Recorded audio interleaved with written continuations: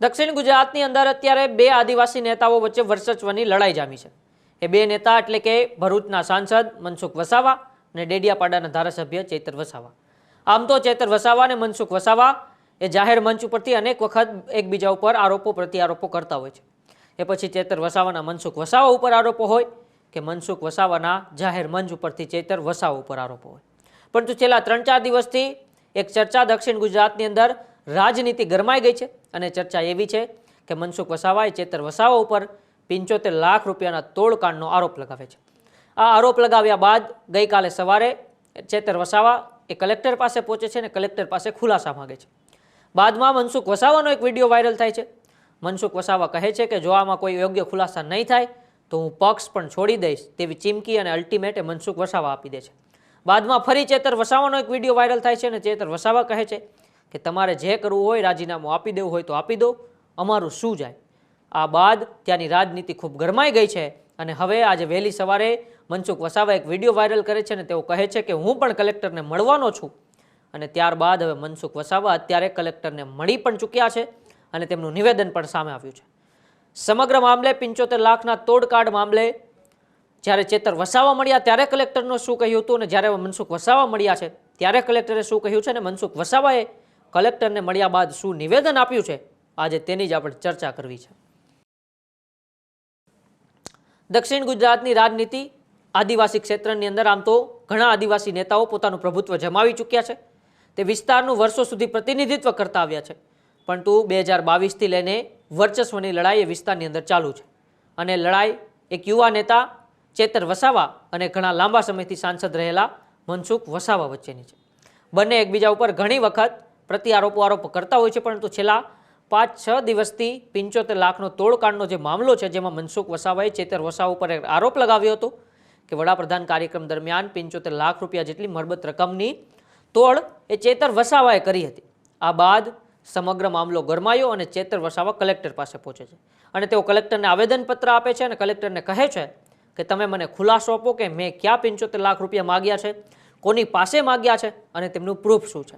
ત્યારબાદ કલેક્ટર તો કહે છે કે એવું કોઈ વાત નથી, પરંતુ મનસુખ વસાવા ત્યારબાદ એક વિડીયો વાયરલ કરે છે અને તેઓ એમાં કહે છે કે જો આનો યોગ્ય ખુલાસો નહીં થાય તો પછી હું પક્ષ છોડી દઈશ તેવું અલ્ટિમેટ સરકારને પણ આપી દે છે।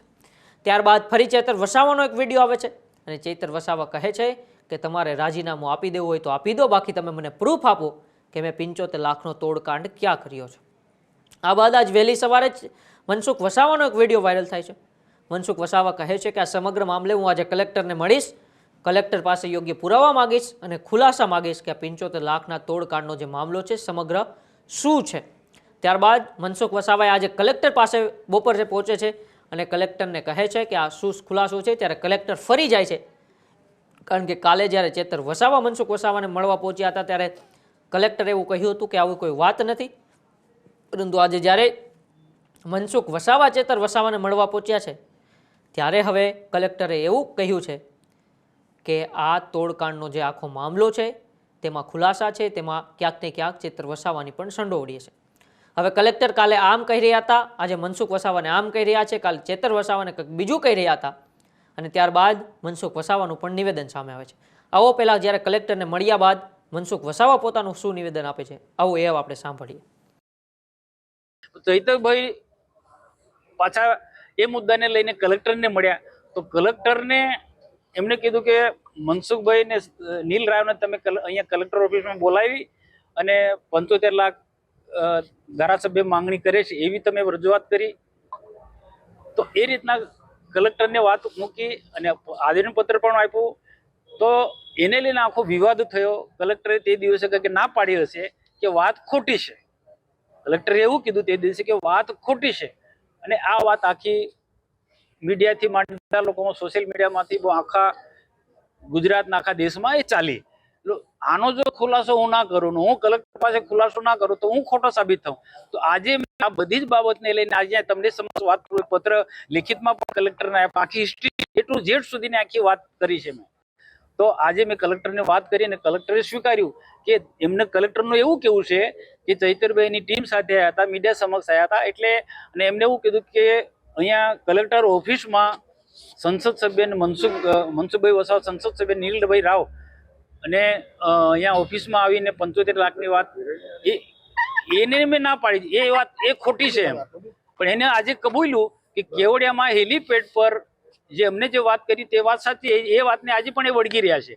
ને એ કે એના માટે હું તપાસ પણ સરકારમાં રજૂઆત કરી છે, આની તપાસ પણ કરાવી રહ્યા છે કે જિલ્લાના હિતમાં જે પણ કોઈક અધિકારીને કે ડરાવીને ધમકાવીને કંઈક ખોટને હેરાન કરતા હોય એ મારી ફરજ છે.